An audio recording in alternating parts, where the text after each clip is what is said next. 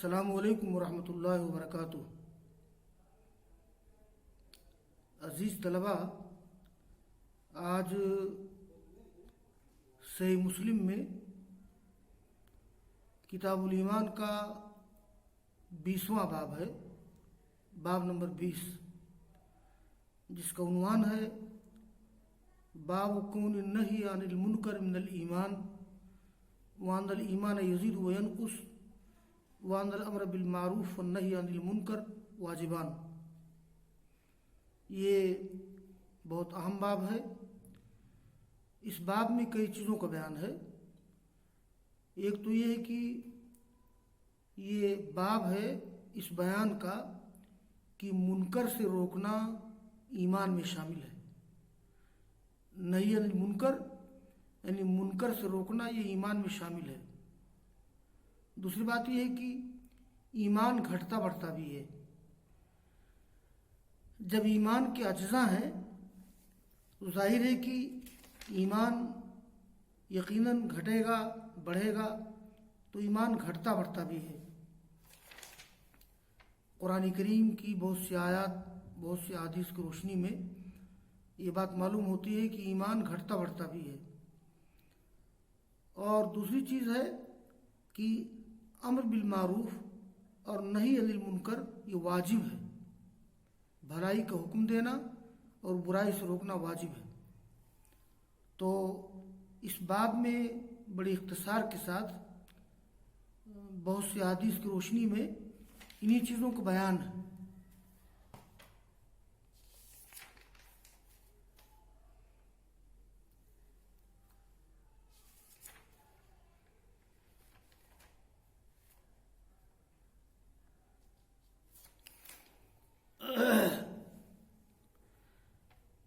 تو باب بیان کون النہی عن المنکر من الایمان وان الایمان یزید و ینقص وان الامر بالمعروف والنہی عن المنکر واجبان۔ پہلی حدیث ہے، قال الامام مسلم رحمہ اللہ حدثنا ابو بکر بن ابی شیبہ قال حدثنا وکیع عن سفیان وحدثنا محمد بن المثنى قال حدثنا محمد بن جعفر قال حدثنا شعبہ کلاہما عن قیس بن مسلم عن طارق بن شہاب وهذا حدیث ابی بکر قال اول من بدأ بالخطبہ یوم العید قبل الصلاة مروان فقام الیہ رجل فقال الصلاة قبل الخطبہ فقال قد ترک ما هنالک فقال ابو سعید اما هذا فقد قدم علیہ سمعت رسول اللہ صلی اللہ علیہ وسلم یقول من رأى منکم منکرا فلیغیرہ بیدہ فإن لم یستطع فبلسانہ فإن لم یستطع فبقلبہ وذلک اضعف الایمان۔ اس میں ابو سعید خدری رضی اللہ تعالیٰ عنہ کا ایک واقعہ ذکر کیا گیا ہے کہ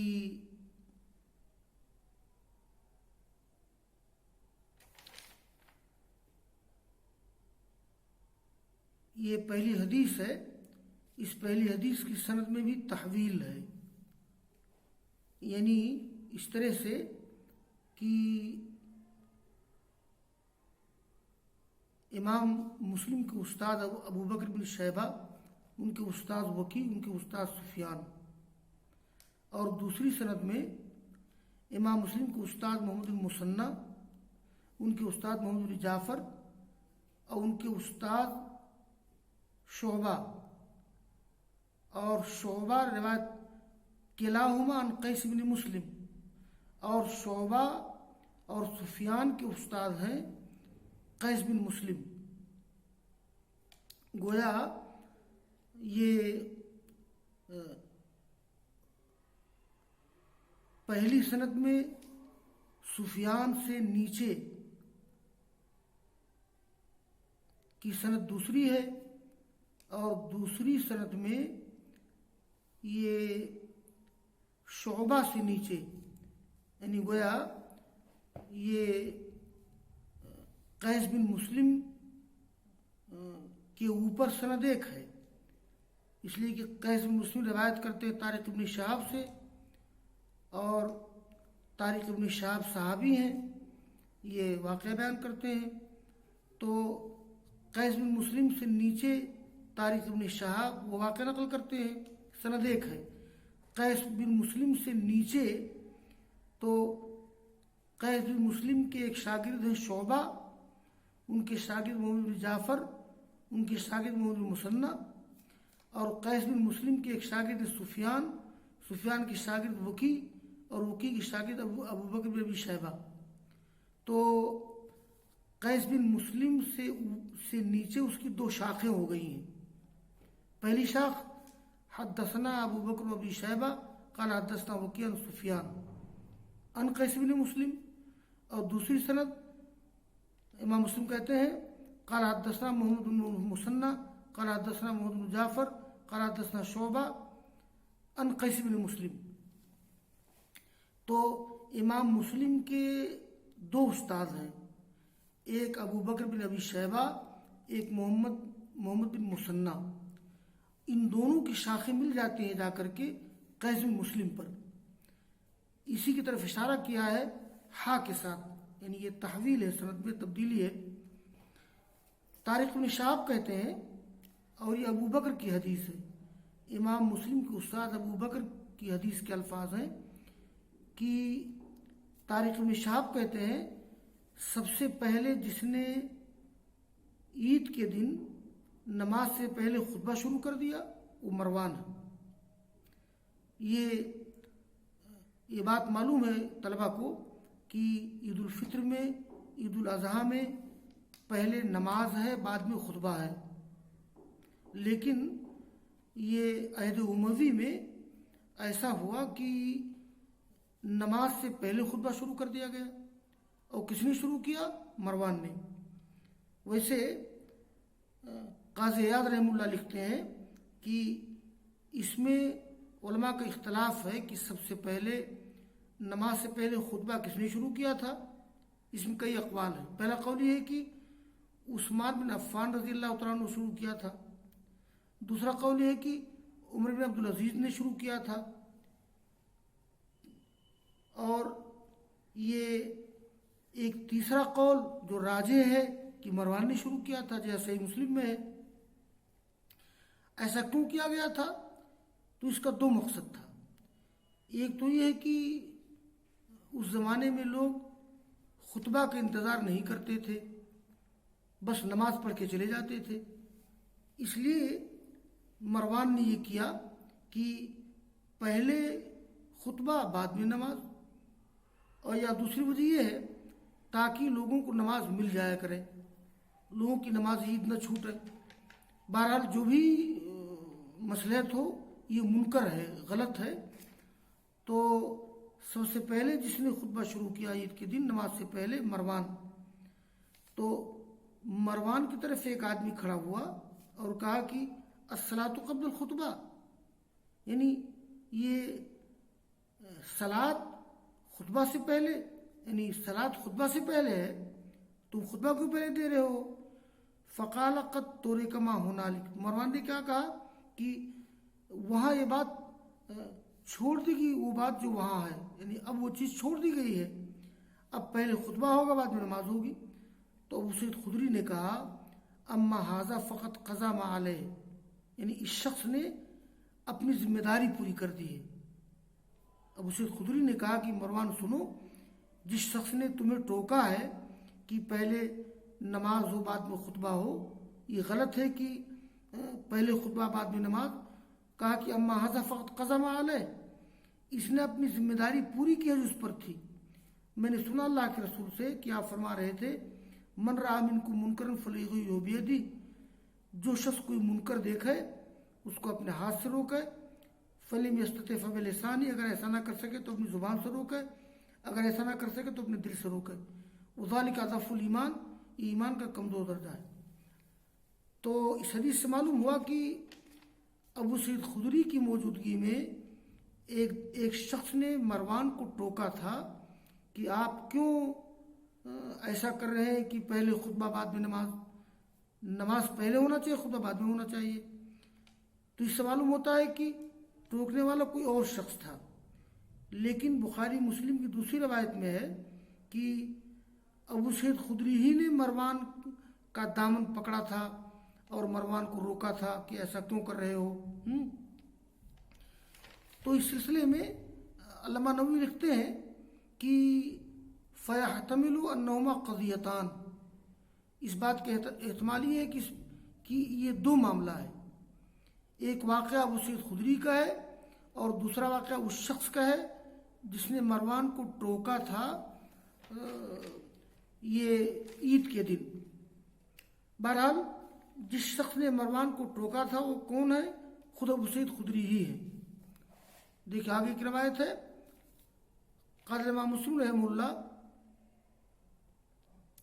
حدثنا ابو قریب محمد بن علا قال حدثنا ابو معاویہ قال حدثنا الأعمش عن اسماعیل بن رجا عن ابیہ عن ابی سعید الخدری وعن قیس بن مسلم عن طارق بن شہاب عن ابی سعید الخدری فی قصۃ مروان و حدیث ابی سعید عن النبی بمثل حدیث شعبہ و سفیان. یہ اس میں ہے امام مسلم کے شاگرد امام مسلم کے استاد ابو قریب محمد بن علا ان کے استاد ابو معاویہ ان کے استاد اعمش روایت کرتے ہیں اسماعیل بن رجا سے، وہ اپنے باپ رجا سے روایت کرتے ہیں ابو سعید خدری سے، اور قیس بن مسلم سے روایت کرتے ہیں ابو سعید خدری روایت کرتے ہیں، اور وان قیس بن مسلم اور قیس بن مسلم سے روایت ہے وہ روایت کرتے ہیں طارق بن شہاب سے. گویا قیس بن مسلم روایت کرتے ہیں طارق بن شہاب سے، اور اسماعیل بن رجا یہ رجا بن حیوہ یہ روایت کرتے ہیں ابو سعید خدری سے. تو رجا بن حیوہ روایت کرتے ہیں ابو سعید خدری سے، اور قیس بن مسلم روایت کرتے ہیں طارق بن شہاب سے، اور وہ ابو سعید خدری سے مروان کے قصے میں. اور ابو سعید کی حدیث اللہ کے رسول سے مروی ہے بمثل حدیث شعبہ و سفیان. اور آگے کی روایت ہے کہ قال امام مسلم رحمہ اللہ قال حدثني عمرو الناقد وابو بکر بن النضر وعبد بن حمید واللفظ لعبد قالوا حدثنا يعقوب بن ابراہیم بن سعد قال حدثني ابي عن صالح بن کیسان عن الحارث عن جعفر بن عبد الله بن الحكم عن عبد الرحمن بن المسور عن ابي رافع عبد الله بن مسعود ان رسول الله صلى الله عليه وسلم قال ما من نبي بعثه الله في امة قبلي الا كان له من امتي حواريون واصحاب ياخذون بسنته ويقتدون بامره ثم انها تخلف من بعد خلوف يقولون ما لا يفعلون ويفعلون ما لا يؤمرون فمن جاهدهم بيده فهو مؤمن ومن جاهدهم بلسانه فهو مؤمن ومن جاهدهم بقلبه فهو مؤمن وليس وراء ذلك من الايمان حبة خردل. یہ جو مشہور روایت ہے مر منکم منکر فلیغیرہ بیدی فلم یستطع بلسانی فلم یستطع بقلبی وذلک ضعف الایمان، اسی روایت کے مفہوم کی روایت اس میں ذکر کی گئی ہے. دیکھیے تو اس میں ابو رافع روایت کرتے ہیں عبداللہ بن مسعود رضی اللہ تعالیٰ عنہ سے کہ اللہ کے رسول نے فرمایا کہ یہ کوئی بھی نبی جس کو اللہ نے بھیجا ہے کسی بھی امت میں مجھ سے پہلے، مگر اس کی امت میں اس کے خاص ساتھی ہوتے تھے.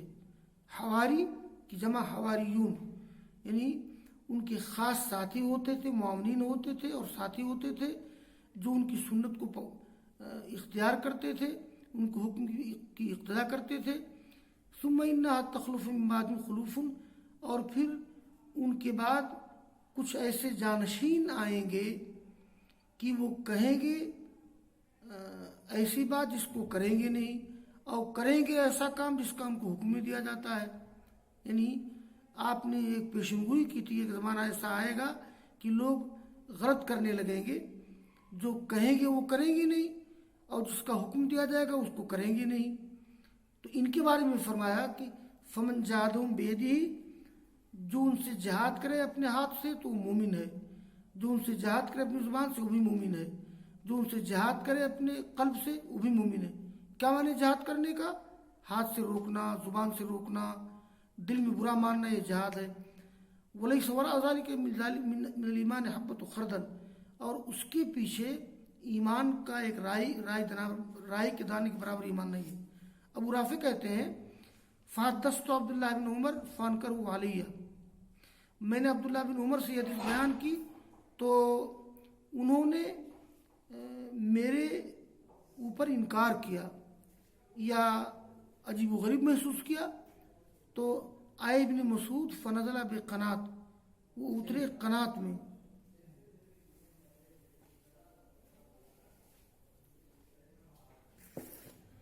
وہ قنات میں اترے. دیکھیے قنات ہی واد من اودیت المدینہ فی معلوم من اموالی وہی غیر منصرف للتانیث والعالمیہ. وہ قرات و فنا خطون و تصحیف، یعنی آئے ابن مسعود اترے قنات میں. قنات یہ مدینہ کے وادیوں میں سے ایک وادی ہے جس میں عبداللہ بن مسعود کی جائیداد تھی وہاں، اور قنات غیر منصرف ہے. تو فاستتبعنی الیہ عبداللہ بن عمر، تو عبداللہ بن عمر مجھ کو اپنے ساتھ ان کے پاس لے گئے ان کی عیادت کرنے کے لیے. میں ان کے ساتھ گیا. ہم جب بیٹھے تو میں نے پوچھا ابن مسعود سے اس حدیث کے بارے میں. فحدثنی ہے کما حدثت ابن عمر، تو انہوں نے مجھ سے بیان کیا جیسا کہ میں نے اس کی ابن عمر سے بیان کیا تھا.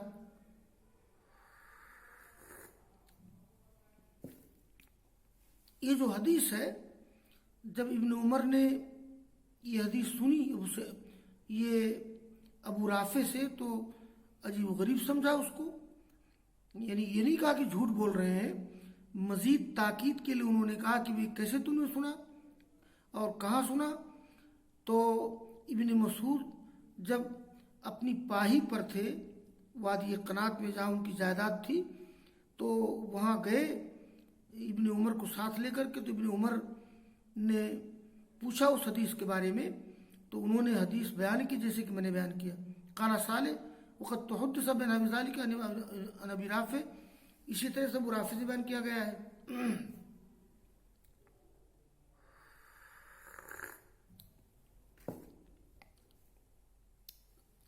آخری حدیث ہے. قال امام مسلم رحمہ اللہ وحدثني ابو بکر اسحاق بن محمد قال اخبرنا ابن مریم قال حدثنا عبد العزیز بن محمد قال اخبرني الحارث بن فضیل الختمی عن جعفر بن عبد الله بن حکم عن عبد الرحمن بن المسور بن مخرمہ عن ابی رافع مولى النبي صلی اللہ علیہ وسلم عن عبد الله بن مسعود ان رسول الله صلی اللہ علیہ وسلم قال ما كان من نبي الا وقد كان له حواريون يهتدون بهديه ويستنون بسنته مثل حدیث صالح. ولم يذكر قدوم ابن مسعود واجتماع ابن عمر معه.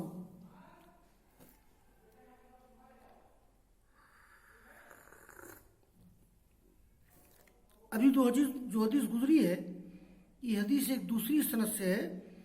بس فرق یہ ہے کہ اس حدیث میں یہ ابن مسعود کے پاس ابو رافع کا جانا اور ابن عمر کا ان کے ساتھ اکٹھا ہونا اس کا ذکر نہیں کیا گیا ہے. یہ ابو رافع روایت کرتے ہیں، یہ رسول اللہ صلی اللہ علیہ وسلم کے غلام ہیں. ابن مسعود روایت کرتے ہیں کہ اللہ کے رسول نے فرمایا ڈائریکٹ کہ ما کان من نبی الا وقد کان له حواریون، کوئی بھی نبی ایسا جو بھی نبی دنیا میں گزرا ہے تو اس کے مخلص ساتھی رہے. حواری میں نے مخلص ساتھی جو اپنے نبی کی رہنمائی کو اختیار کرتے ہیں، ان کی سنت کی پیروی کرتے ہیں، بالکل صالح کی حدیث کی طرح. اس میں ابن مسعود کے پاس آنا اور ابن عمر کا ان کے ساتھ اکٹھا ہونا اس کا تذکرہ نہیں ہے. تو یہ باب ختم ہو گیا، اور وآخر دعوانا الحمدللہ رب العالمین.